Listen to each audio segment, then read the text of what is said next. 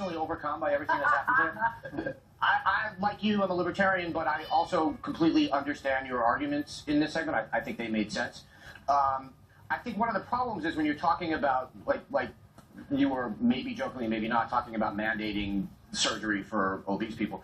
You're not allowed to stigmatize obese people. You can stigmatize smokers, and you can take actions against smokers, but in our culture right now, you can't stigmatize obese people. To be clear, I was not mandating they have to get gastric bypasses. What I was saying is it makes economic sense in the long term, a mathematical sense, to provide, for the government to provide free gastric bypasses for obese people because, believe it or not, that actually saves them money in the long run. So, are you in favor of things like Mayor Bloomberg's large sugary drink ban? I know it's horrible. No, I'm not. But why I'm not? not. Why not? In the long run, isn't that better for us?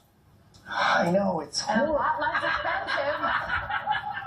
You're making his head hurt. It's a horrible place to be. Yeah. But when you talk to surgeons and people in hospitals and you see how much money is being spent on obesity and the irreversible fact that you can't turn someone away who's 1,500 pounds and is in ER and the taxpayers are already paying for that, you start going, well, we have to do something. But no, a campaign for soft drinks and movie theaters is ridiculous. No one eats at movie theaters. They go there once a year and they have those giant drinks. So that's insane. Bloomberg is insane. The United States is insane. But I don't think it's insane to do the numbers and say, free gastric bypasses, because it's cheaper. But these are actually, I think, the easy questions to start with. Eventually, you're gonna, as Obamacare becomes more and more expensive, you're going to have to deal with end-of-life issues. Is it worth spending so much money to extend someone's life 3 months, 6 months, a year? No, those are serious ethical questions. And those ethical questions are already happening. We talk about it like it's an ethereal concept, but right now in hospitals, they're saying, well, you're 79, you're not getting a new hip.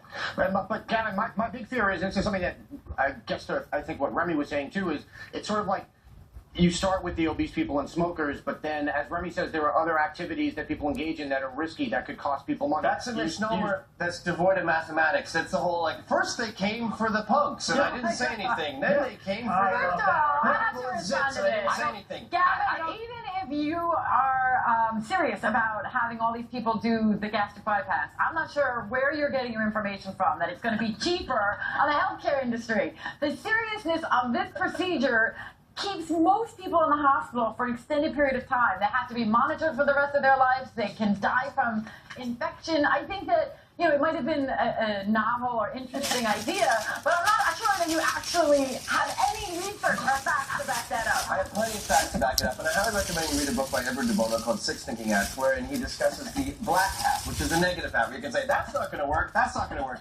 We need green hat thinking, blue hat thinking, we need white hat thinking, where they say... Is this a children's book or something? But no, it's a great book on modes of thought, and he's saying that saying what's not going to work is crucial. We should have that, but it's a very easy MO for problem solving. What we need to do is figure out what we do about hospitals are closing down. 10 hospitals in California closed in the past few years. You're going to blame that on fat people? Okay, but wait. Yes, You're blaming that on fat people. Yes, I am blaming that on fat people. That's a fact. Gavin, my point is, and then I actually got to move on. My point is, I don't think it's devoid of scientific fact to say that once the government decides it can regulate certain people's behavior through the use of one law or through the use of a certain kind of logic, that it will then take that logic and start applying it to more and more people. That's what governments do. I agree. I totally agree. I'm not talking about anything that's mandatory. I'm saying free gastric bypasses for obese people makes mathematical economic sense. And that's the beauty of the male mind. We're capable of counterintuitive thought.